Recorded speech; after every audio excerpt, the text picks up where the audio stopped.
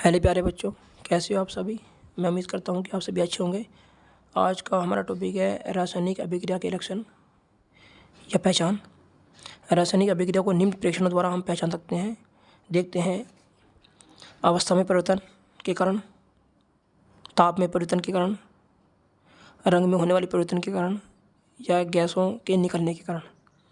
तो किसी भी अभिक्रियाओं में यही लक्षण आपको ज़्यादातर देखने को मिलते हैं और इन्हीं लक्षणों के कारण ही किसी भी रासायनिक अभिक्रिया की पहचान हो जाती है। जैसे कि हम बात कर रहे हैं पहले अवस्था में परिवर्तन। अवस्था मतलब किसी भी पदार्थ की तीन मुख्य अवस्थाएं होती हैं, ठोस, द्रव और गैस। जैसे कि मैं इसका अगर एग्जांपल दूं, जैसे मोम को जलाया जाता है।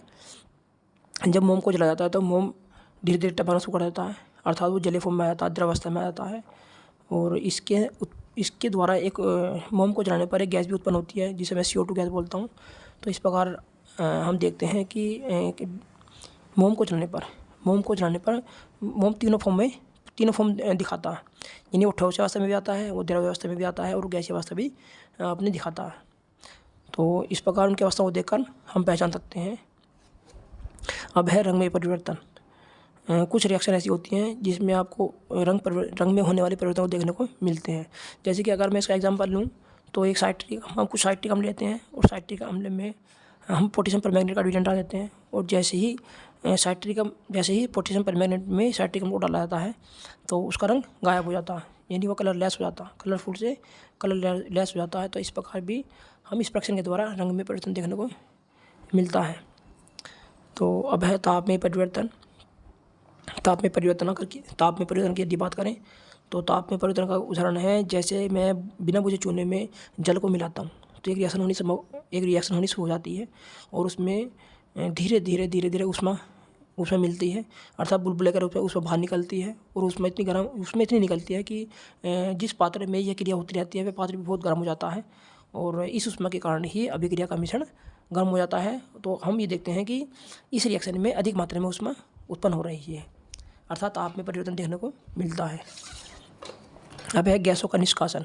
यानी हमें कुछ रिएक्शन ऐसी हमारे पास इस प्रकार की होती हैं, जैसे हम गैसों को निकलता हुआ देख सकते हैं या महसूस कर सकते हैं। जैसे कि कुछ रासायनिक अभिक्रियाओं गैस के निकलने से भी पहचानी जा सकती हैं। जैसे कि अगर दानेदार जिंक लें और जिंक में हम डालते हैं HCl अम्ल को डालते हैं, तो जैसे ही जिंक के अंदर HCl अम्ल को डाला जाता है तो हाइड्रोजन गैस के बुलबुले उत्पन्न हो जाते हैं। तो इस प्रकार हमें हाइड्रोजन गैस देखने को मिलती है। तो ये था रासायनिक अभिक्रिया में गैसों का निष्कासन। अब बात कर रहे हैं, ये तो हमारी चार अवस्थाएँ थी जो हमने बारी बारी से पढ़ी हैं, समझी हैं। और अब हम पढ़ रहे हैं रासायनिक अभिक्रिया और रासायनिक समीकरण में अंतर। बहुत से बच्चे ऐसे होते हैं कि ये इन दोनों में अंतर पहचानना बहुत मुश्किल पड़ जाता है। तो मैंने दोनों रिएक्शनों को उठाकर इनकी दोनों का अंतर को बताया है कि रासायनिक अभिक्रिया और रासायनिक समीकरण में दोनों में क्या अंतर है। तो थोड़ा सा ध्यान से समझें। जैसे कि मैं बात करता हूँ पहले रासायनिक अभिक्रिया की। जब एक या एक से अधिक पदार्थों को आपस में मिलाया जाता है, यानी अभिकारकों को जब आपस में मिलाया जाता है तो एक नया पदार्थ प्राप्त होता है, उत्पाद के रूप में एक नया पदार्थ प्राप्त होता है। तो हम ये कह सकते हैं कि एक रासायनिक अभिक्रिया है। इससे प्राप्त होने वाली अभिक्रिया को ही हम कहते हैं कि रासायनिक अभिक्रिया है, क्योंकि इसमें एक नया पदार्थ बन रहा है। अब बात कर रहे हैं रासायनिक समीकरण की। तो रासायनिक समीकरण में क्या होता है, रासायनिक समीकरण में अभिकारकों को एक संकेत के रूप में या अनुसूत्र के रूप में लिखा जाता है। यानी किसी रासायनिक अभिक्रिया को अभिकारक और उत्पादों के प्रतीकों व रासायनिक सूत्र के द्वारा प्रस्तुत दिखाना ही रासायनिक समीकरण कहलाता है। तो इससे पता लगता है कि रासायनिक अभिक्रिया में तो कोई नए पदार्थ बनते हैं, अभिकारकों को मिलाकर एक नया पदार्थ प्राप्त होता है उत्पाद के रूप में, तो उसे कहते हैं रासायनिक अभिक्रिया। और रासायनिक समीकरण में केवल संकेतों के द्वारा या सूत्रों के द्वारा अभिकारकों को और उत्पादों को लिखा जाता है, बस लिखा जाता है, और इसमें कुछ नया पदार्थ नहीं बनता है, मतलब केवल लिखा ही जाता है, तो ये रिएक्शन नहीं हो पाती है। तो केवल लिखना ही रासायनिक समीकरण कहलाता है।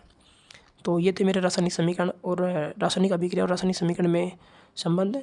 मैं उम्मीद करता हूँ कि ये वीडियो आपकी समझ में आई होगी। यदि वीडियो आपकी समझ में आती है तो इसे आप लाइक करें, सब्सक्राइब करें, कमेंट करें, अधिक से अधिक शेयर करें।